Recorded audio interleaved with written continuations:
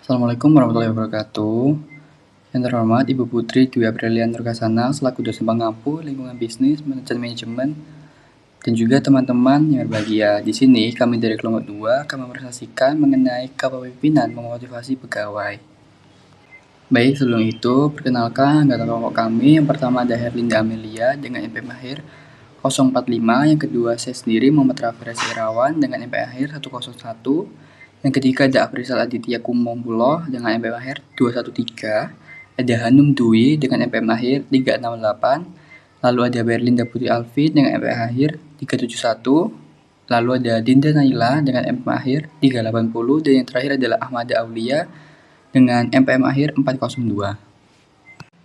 Baik, selanjutnya saya akan menjelaskan mengenai motivasi. Motivasi adalah energi psikologis yang mendorong seseorang untuk bertindak dan juga mempertahankan suatu perilaku demi mencapai suatu tujuan tertentu. Nah, dalam konteks organisasi, ini merupakan suatu kunci utama yang digerakkan roda produktivitas dan juga komitmen individu terhadap suatu visi perusahaan. Nah, urgensi dalam motivasi di dalam tim yang pertama adalah semangat, yaitu meningkatkan antusiasme dalam menghadapi tantangan kerja harian. Yang kedua adalah perilaku, yaitu membentuk etika kerja yang positif dan juga proaktif di lingkungan kantor. Dan yang terakhir adalah kinerja, yaitu secara langsung berkontribusi pada pencapaian target suatu organisasi. Nah, selanjutnya adalah jenis imbalan. Imbalan itu terbagi menjadi dua, yaitu imbalan intrinsik dan juga ekstrinsik. Nah, kalau imbalan intrinsik adalah imbalan penghargaan yang berasal dari dalam diri seseorang setelah berhasil menyelesaikan suatu pekerjaan. Nah, imbalan ini itu muncul karena adanya rasa bangga, puas, dan juga senang terhadap hasil kerja yang telah dicapai.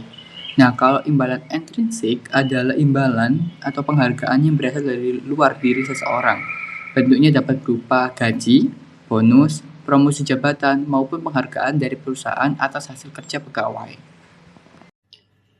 Baik, untuk materi selanjutnya yaitu teori Maslow dan ERG, hierarki kebutuhan Maslow. Menurut Abraham Maslow, manusia memiliki 5 tingkat kebutuhan yang memengaruhi motivasi kerja. Teori motivasi yang menggambarkan 5 tingkat kebutuhan manusia disusun dari yang paling dasar hingga tertinggi.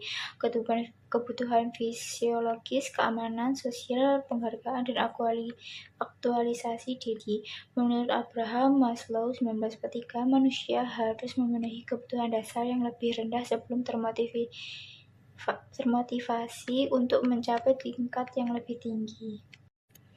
Baik, di sini ada 5 kebutuhan tersebut, yaitu kebutuhan fisiologi seperti makan, minum, dan istirahat, kebutuhan keamanan seperti rasa aman dan perlindungan kerja, kebutuhan sosial seperti hubungan pertemanan dan kerjasama, kebutuhan penghargaan seperti pengakuan prestasi, dan yang terakhir kebutuhan aktualisasi diri, yaitu mengembangkan potensi diri.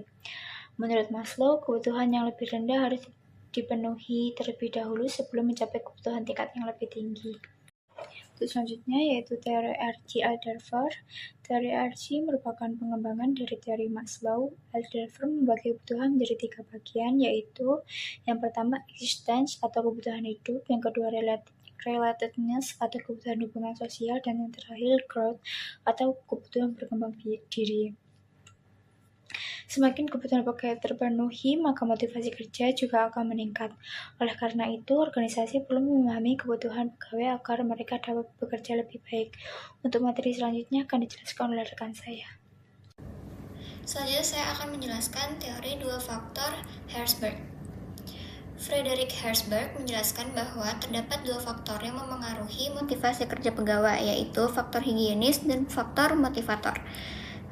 Faktor higienis berkaitan dengan lingkungan kerja dan kondisi, seperti gaji, kebijakan perusahaan, hubungan dengan atasan, kondisi tempat kerja.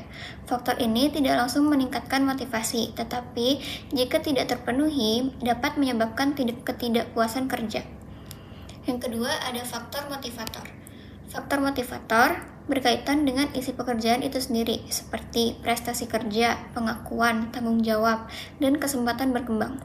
Faktor motivator dapat meningkatkan kepuasan dan semangat kerja pegawai. Selanjutnya akan dijelaskan oleh rekan saya.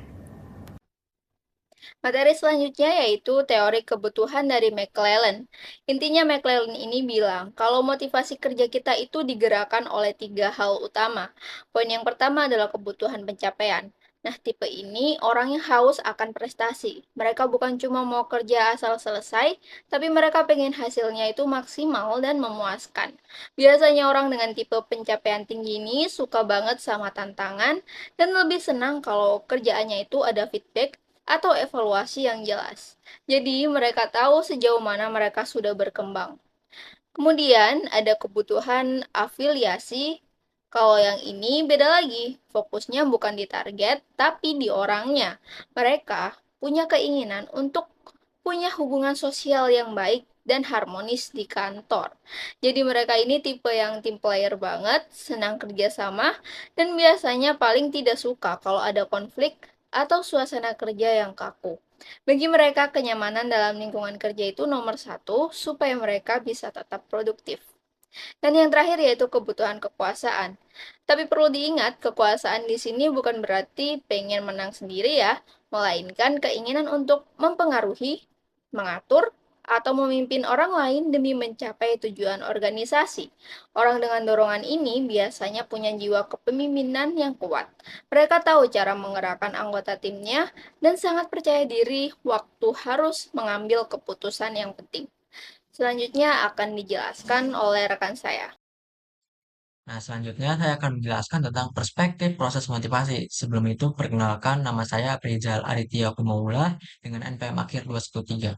Nah, proses motivasi ini itu menjelaskan tentang bagaimana proses seorang itu menjadi termotivasi dalam bertindak ataupun bekerja gitu. Nah, dalam penerapannya itu ada 3 teori yang mendukung hal tersebut. Yang pertama ada teori harapan atau ekspektansi teori.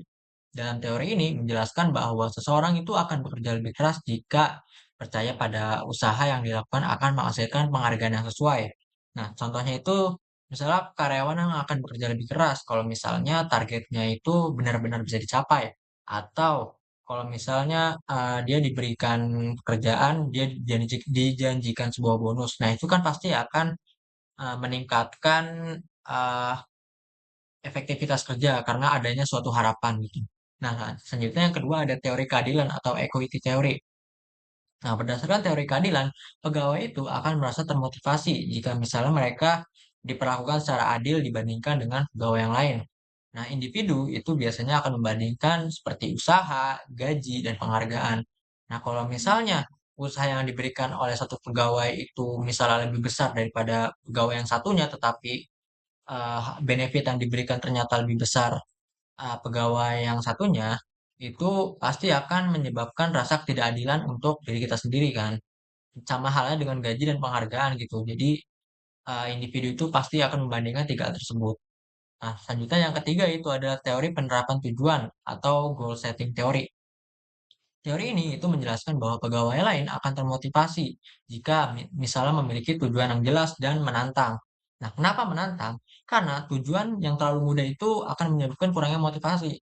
Karena kalau misalnya tujuan terlalu mudah, itu pasti karyawan atau pegawai itu kan pasti akan menganggap remeh gitu tujuan atau pekerjaannya. Sedangkan kalau misalnya tujuannya itu menantang, tetapi benar-benar bisa dicapai atau jelas, itu pasti akan menyebabkan rasa ingin bisa selesai gitu. Jadi pegawai itu akan termotivasi untuk menyelesaikan pekerjaannya gitu.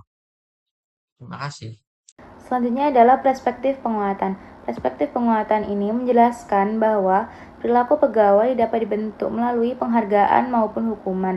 Tujuannya adalah untuk meningkatkan perilaku positif dan mengurangi perilaku yang negatif maupun perilaku yang tidak sesuai. Bentuk-bentuk penguatan ini adalah yang pertama adalah penguatan positif, dilakukan dengan memberikan penghargaan atas perilaku baik seperti bonus atau pujian. Kemudian penguatan negatif dilakukan dengan mengurangi kondisi yang tidak menyenangkan agar pegawai itu bisa memperbaiki perilakunya. Yang ketiga adalah hukuman. Hukuman ini diberikan untuk mengurangi perilaku yang salah atau merugikan organisasi. Kemudian ada pemadaman. Pemadaman ini dilakukan dengan menghentikan penghargaan terhadap perilaku tertentu agar perilaku tersebut bisa berkurang. Next, pada slide ini dijelaskan tentang rancangan pekerjaan, empowerment, dan engagement dalam meningkatkan motivasi kerja pegawai. Pertama, rancangan pekerjaan untuk motivasi pekerjaan yang dirancang dengan baik dapat membuat pegawai lebih semangat dan tidak mudah bosan saat bekerja. Beberapa cara yang dapat dilakukan yaitu rotasi pekerjaan, penambahan variasi tugas, pengayaan pekerjaan, dan penambahan tanggung jawab. Tujuan dari rancangan pekerjaan ini adalah untuk mengurangi rasa bosan, meningkatkan semangat kerja, serta membuat pekerjaan menjadi lebih menarik bagi pegawai. Selanjutnya yaitu empowerment dan engagement. Empowerment adalah pemberian kepercayaan kepada pegawai agar mereka dapat ikut mengambil keputusan dan memiliki rasa tanggung jawab yang lebih besar terhadap pekerjaannya. Sedangkan engagement adalah keterlibatan dan kepedulian pegawai terhadap pekerjaan maupun organisasi. Dengan engagement yang baik, loyalitas dan produktivitas pegawai juga dapat meningkat. Jadi, dapat disimpulkan bahwa rancangan pekerjaan, empowerment, dan engagement memiliki peran penting dalam meningkatkan motivasi dan kinerja pegawai di dalam organisasi. Sekian presentasi yang kelompok kami dapat sampaikan. Wassalamualaikum warahmatullahi wabarakatuh.